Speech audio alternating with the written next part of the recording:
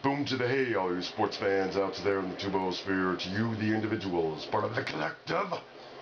Welcome to Fast Track Sports Rack. Highlights here on Talk Radio version of the OMSR. I'm your brief but very concise host, Will, the alternative ESPN Sports Thrill. I always do a little voiceover intro like this. Let you know clipboard coming up, and the wise to wherefore. Doesn't have to be fancy. So, briefly and concisely, Game 4 of the finals, a carbon copy of Game 3. Whoa. Well, there's a reason for that. The pedigree of Danny Green, Kawhi Leonard, versus the aging pedigree of the Miami Heat. And then the call of Game 1, or Day 1 rather, of the World Cup. Not as bad as everyone may think it is, or how it looks when you look at it in more slow motion. The physics behind it all. So this is all taken from The Herd with Colin on the Monday Morning Quarterbacking playlist. Quickie Sport Rad's going to be about how that call is just really not that bad. Was the right one to make, if not the only one. Scratch that, vice versa. It's the only call to make, if not the most correct one. In the meantime, we'll let Colin say his piece. Frank Vogel in about 5 minutes. Bruce Arena, former Team USA head coach. USA opens Monday. You can watch games, and we've all done this. Wouldn't it be cool if you could bet games like 1 minute into it? Like sometimes you can tell very early in games. Like the Super Bowl, you could tell very early. You're like 4 minutes into the Super Bowl, and you're like, oh boy, Seattle is way, way too fast for Denver. When Alabama played Notre Dame, I mean, by the second drive of that game, you're like, those bodies are not equal. They're not equal. Alabama's got 27 NFL guys. Notre Dame's got 4. You know, last night when this game was 13-4, I turned to my wife and I'm like, series over. Whoa, that's what... It was a must-win for Miami, and it was a duplication of Game 2 and Game 1. Miami cannot cover all the players for San Antonio. Their bigs are longer inside. Their bigs in San Antonio pass very well. You could tell minutes into that game, it's like it doesn't matter how hard Miami plays. They're getting nothing out of Chalmers. I mean, unless Ray Allen was going to go just meteoric last night, it doesn't matter. It's not an excuse for LeBron. He had 19 of their 21 in the third. Michael Jordan couldn't get past Detroit for years. When you're watching this series, you know, Patrick Ewing never won a title for the Knicks. What did he ever have? He never had another great player. He had good players. It's not all on Patrick Ewing. So when I look at this, I think getting throttled by San Antonio is great for Miami, because if you're going to lose, now you'd like to win, obviously, but if you're going to lose this way. Because it creates clarity where all the stars know we need a lot more players. And secondly, it gives the leverage to, I think, Pat Riley to go up to these guys and say, Dwayne, Chris, you guys got to take cuts. I think there's a chance Chris Bosh leaves. I really do. Because Dwayne's not going to take much of a pay cut, and they're not going to get rid of LeBron. I think Bosh may say, I've given enough. I'm done with it. And if you bring Melo in here, then I'm the number 4. And I'll tell you, I don't think Melo, LeBron, and D-Wade win a title. I don't. I'll tell you, I don't. You think I'm nuts, but I had Spurs in 5. I don't. So I don't think it's excuses, but Dwayne Wade was 3 of 13 last night. In the series, he has 15 turnovers, no blocks, looks old, 46% shooting. Not very good. That doesn't mean he's bad, but once again, 3rd year in a row, we see a declining Dwayne Wade. This is clarity. Dwayne, play for 12, or you're not going to win another title. Do you want to sleep in a pile of money? I mean, again, it's like Kobe Bryant. Congratulations, sleeping on the pile of cash. Your team's awful. And congratulations, D-Wade, if you won't take a pay cut. But you're not going to win a championship. And LeBron said last night, I'll take some of the heat, but it's not all on my shoulders. I mean, it's not all on my shoulder. It's not. And I understand I get a lot of the limelight and the press and all of that, but it's not all on my shoulder. I take a lot of it, but I do it for my teammates, and I want them to put a lot of pressure on me in that sense. But it's not all on him. This group of 3, they got to take, Bosh and Wade have to take major pay cuts. Major. Tim Duncan did it years ago. You got to do it. You got to do it. He's the coach of the Indiana Pacers. Once again thwarted by these Miami Heat, who are now getting dominated by the Spurs. Frank Vogel joining us in the Herd on ESPN Radio. Coach, how surprised, first of all, are you that Miami is getting thrashed this badly? Well, yeah, I mean, I think everybody in the world is surprised. at the level of the last two games, the disparity. But, certainly, when you look at what San Antonio has been able to accomplish, and to me, nothing will ever surprise me with what they're able to do. They got a remarkable system, remarkably well coached, and, just capable of reaching that level. Frank, so much in this league is managing stars and managing alpha males and shifting psychology. You've been in this in the middle of a series and convincing a team, guys, we can still win this. Boy, those last two games at home, Miami gets thumped.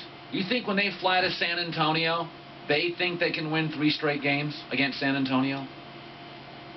I think they do. I think, what I've seen over the last couple of years is, the Miami Heat with their backs against the wall is a different Miami Heat. And, I think they understand that as well. The other thing is, this morning, everybody's freaking out. Everybody's freaking out about that bad call in the World Cup. For the record, I will say this, and a lot of you don't want to hear this.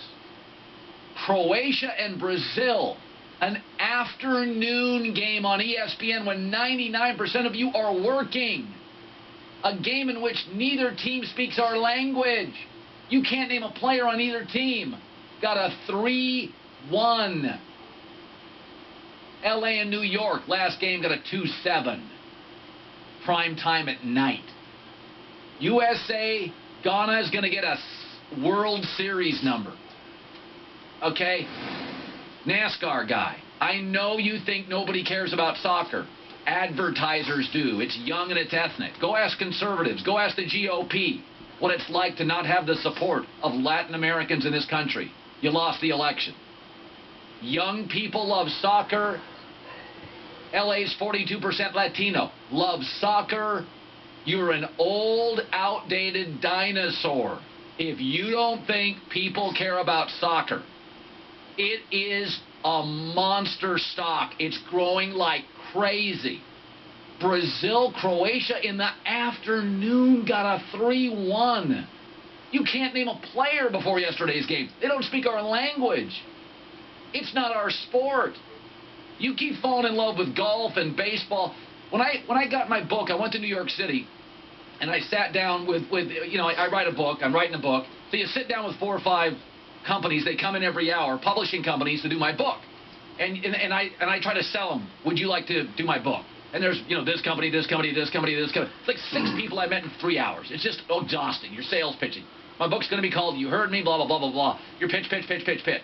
And 2 companies really liked it. 2 were, and like one guy was like, no, which is fine. Then another guy came in at the end, and we got to do a long discussion. And he was an old New York guy. And he does a little fill-in work on New York radio. He's like, nobody watches soccer, nobody cares. And I'm like, well, what do you think people watch? He goes, everybody in the world loves baseball. I'm like, dude, you don't think anybody watches soccer? Oh, the world. I'm like, dude, you're just, bye-bye. World sailing by you. Brazil, Croatia, 3-1, afternoon game. You know what? If USA beats Ghana, you know what USA Portugal's going to get? It's going to be the World Series number. And by the way, all the perfect demographics. Diverse and young. So yesterday there was this lousy call in the Brazil-Croatia game. Looking for more. It's played into the box. And that's a flop. It was a flop, I thought, too. Penalty. He called a penalty. Are you kidding me or something? A penalty and a yellow card as well. That's an absolute disgrace. Yes, it was horrible. But no worse than Navarro Bowman 49er call. That was as bad as anything I've ever seen. Listen, if you don't like soccer, it's a great excuse not to watch it. Like a person looking for justification not to work out. I'm busy, didn't sleep well, it's a holiday weekend, my cousin's coming tomorrow. You can justify your position with anything. We all can. I do, you do, we all do. But I'm here to tell you, if you're just going to turn a sport off because of a bad call, we would never watch Major League Baseball, ever. Excuse me, but we had a perfect game butchered in Major League Baseball. It happens. Guys make lousy calls. By the way, you got like 28 soccer federations. You got 230 members. Is it possible there's going to be bad officials? College basketball's got 350 Division I programs. There's not enough quality officials to ref all those games, even in March Madness. You get bad calls. All right, some good stuff going on there. You know, Dwayne just does not look right. Granted, he's injured, but still, his pedigree of Marquette, Final Four. Danny Green, what I'm alluding to from earlier, National Championship, and Kawhi. Now, in Game 2 discussion on the Herd, that's on the channel, Colin was sort of suggesting that Kawhi is in over his head. I submit to all of you, you'll hear this here first, this prediction, because he's so soft-spoken. He's gotten some sort of reach out from his old college coach, Steve Fisher, telling him, hey, it's time for you to show everybody the player you are and the player you were. That was a great San Diego State team that he was on.